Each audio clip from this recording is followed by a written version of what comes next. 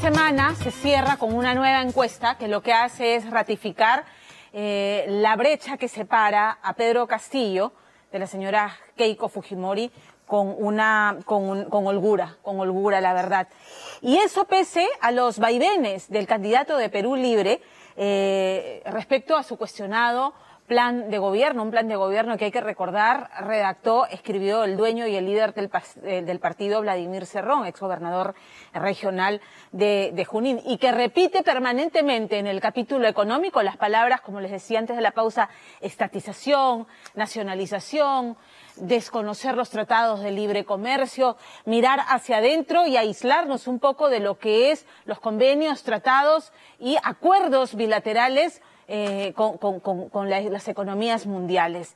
Y en lo político, ya sabemos, insisten, y sobre pandemia no hay nada, pero en lo político el foco está puesto en una asamblea constituyente para una nueva constitución.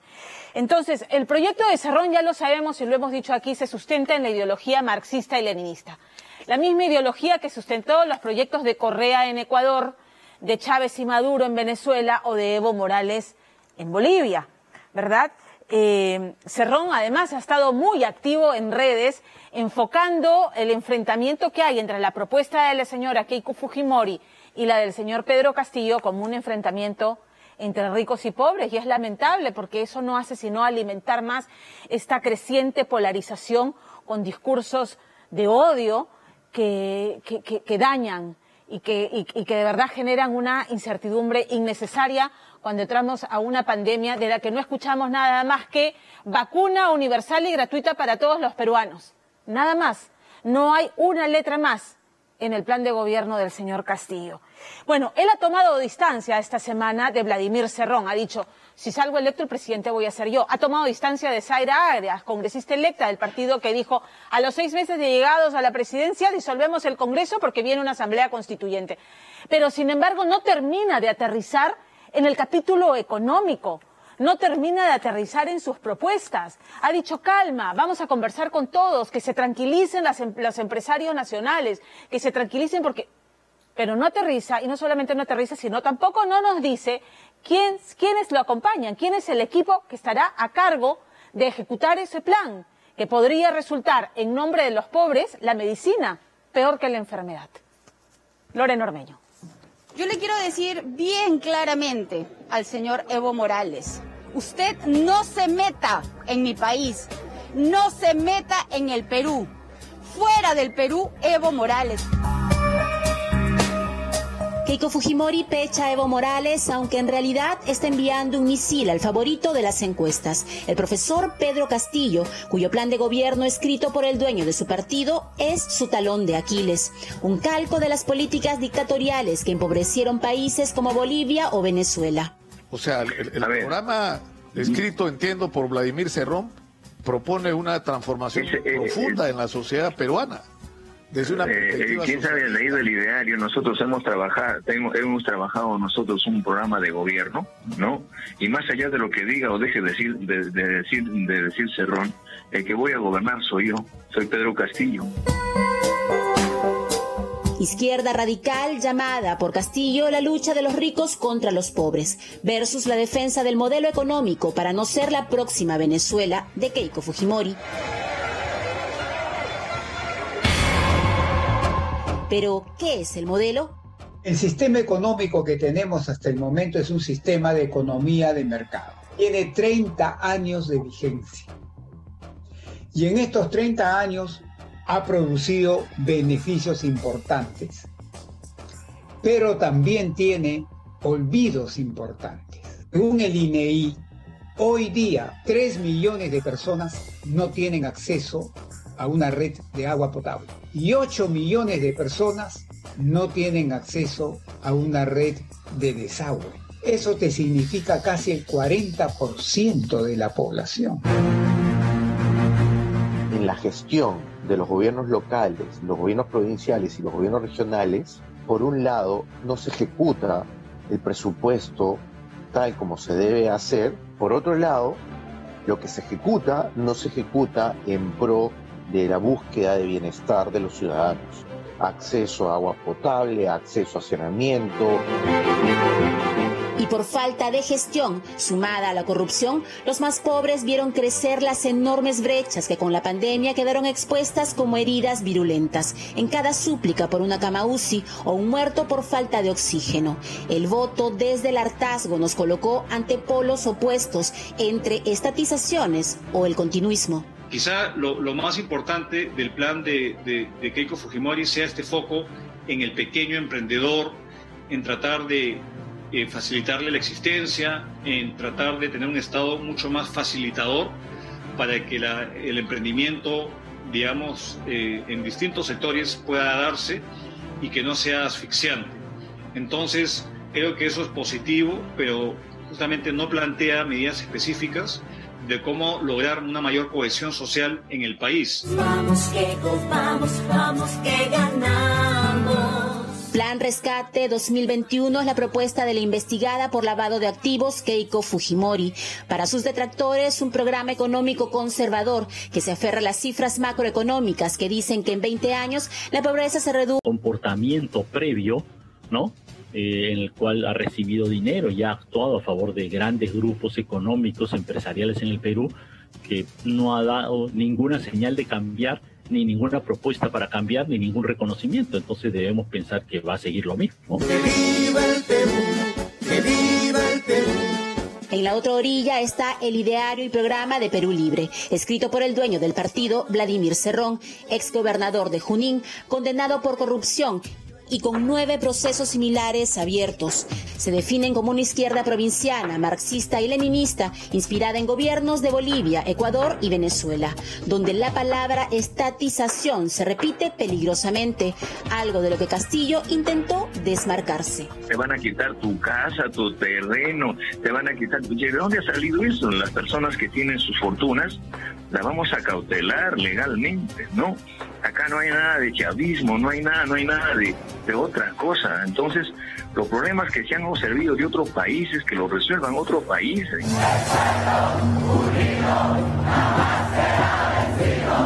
Yo concuerdo, desde mi punto de vista independiente, sin tener ninguna relación con Pedro Castillo ni Perú Libre. Uno, que se plantee que no se va a poner énfasis en estatizaciones, que no va a haber estatizaciones. Y dos, que se va a renegociar los contratos o se va a replantear las condiciones bajo las cuales funciona la actividad transnacional de explotación de la minería y otros recursos en el Perú, para que una mayor proporción de esa renta se quede en el Perú. De la campaña de Verónica Mendoza y lo que nosotros sustentaron lo mismo, y nosotros nos cansamos de desmentir de que nuestra propuesta no se parecía para nada de la propuesta, no sé, chavista, comunista. Ahora, pero en el plan de gobierno de ustedes no había ni una línea que pudiera asemejarse al tema de ser cercano a Bolivia, a Venezuela o a Ecuador. Pero en el plan de Perú Libre sí, con nombres y apellidos completitos. Como te digo, lo que ha dicho Pedro Castillo ayer no me parece que tenga esa línea. Esta semana, Verónica Mendoza sumó su apoyo a Pedro Castillo, mientras el candidato intentaba disipar las voces de un supuesto plan para disolver el Congreso. Pedro Frank, exmiembro del equipo económico de Mendoza, prefiere creer en el Castillo de esta semana y no ahondar en lo que hasta ahora ningún economista ha podido defender. Nacionalización, sobre todo de empresas extranjeras grandes en el sector minero, petrolero y de energía, y dárselas para que sean administradas por los gobiernos regionales. A esos gobiernos regionales que no pueden manejar siquiera los fondos que tienen, le vas a dar para que manejen, gerencien grandes empresas. ¿Con qué capital humano? ¿Con qué profesionales? Eso va a terminar convirtiéndose que a mi pariente lo coloco de gerente general, a mi tío de gerente financiero, y las empresas van a empezar. Propone el partido Perú Libre en su plan de gobierno no es nuevo. Ya lo hemos hecho en la época de Velasco, lo hemos hecho en parte en el primer gobierno de García, y el problema radica justamente en eso, en la gestión. La gestión es puesta a dedo, no es como la empresa privada que hay un proceso de selección. No hay castigos para los funcionarios de estas empresas si es que hay pérdidas. porque la pérdida no la asume el privado con su dinero, no la asumen todos los peruanos con los impuestos que pagamos. El programa de Perú Libre se opone al imperialismo y busca un Estado empresario que maneje los recursos estratégicos. El Estado se quede con 80 y la empresa se queda con 20. Yo la verdad que no sé si existe un país del mundo en que haga eso o que funcione un esquema de ese tipo. Y lo que dice ahí es que las empresas que no accedan a este acuerdo, a esta negociación, van a ser, no me acuerdo si es el término, nacionalizadas o estatizadas. Cuando hemos optado por un modelo estatista, un modelo donde las empresas públicas tenían un control muy grande, un rol en la economía muy grande y que acabaron quebrando al país. Acordémonos que en la década de los 80 estas empresas fueron muy mal manejadas y condujeron a unos déficits muy altos del gobierno central, que finalmente fueron financiados a través de la emisión inorgánica, a través de la maquinita del Banco Central. Y eso condujo a una hiperinflación de las más elevadas en el mundo. Eso quebró al país e hizo de que un 70% de la población peruana cayera en la pobreza. Solo la minería representa el 10% del Producto Bruto Interno del país y paga el 32% del total de los impuestos. En el plan de Perú Libre pasaría al Estado, que considera hasta los tratados de libre comercio como aparatos de dominación que nos han convertido en colonia de intereses extranjeros. Los inversionistas van a dejar de invertir en el país y eso va a generar menos puestos de trabajo. Por ejemplo, en el tema de la agroindustria, que ha sido criticado algunas veces con razón y otras veces sin razón, pero lo concreto es que ha generado en toda esta agroindustria de la costa más de 400.000 puestos formales. Pero si en estos próximos 2-3 años anulamos los tratados de libre comercio, lo que va a pasar es que se va a encarecer todos los productos que vengan de afuera, se va a encarecer todos los productos que estén aquí, que se producen en el Perú. ¿Por qué? Porque no va a haber la capacidad necesaria para producir tanto para satisfacer las necesidades de todos los peruanos. Va a haber escasez. Desde el punto de vista del productor, pues se le cierran los productos, se le cierran los mercados al exterior. Yo no permito que entren productos americanos o europeos. Los americanos y europeos nos van a cerrar sus mercados a nosotros. Especialmente de cara a que tenemos una pandemia, digamos, en ciernes, y que muchas de las vacunas van a venir de los países con los cuales queremos romper los acuerdos comerciales. Entonces no tiene ninguna lógica. Yo le pido al señor Castillo que mire el caso de Rusia, un país comunista, China, que hasta ahora es comunista, Vietnam, que hasta ahora es comunista, y Cuba, que hasta ahora es comunista. Y esos 4 países hacen un uso intensivo, y el señor Castillo lo que está proponiendo es al revés. Entonces, que él mire, que tanto le gusta mirar a sus ejemplos comunistas, los mire. El ideario Cerrón ofrece eliminar las AFPs, que considera un tipo de esclavitud moderna, y anuncia la creación de un único organismo previsional estatal. En el sistema de las AFP, cada contribuyente, cada miembro, tiene un ahorro con su nombre. Y si él va a anular a las AFPs y los va a pasar a la ONP, esos ahorros que están con mi nombre van a pasar a una olla común.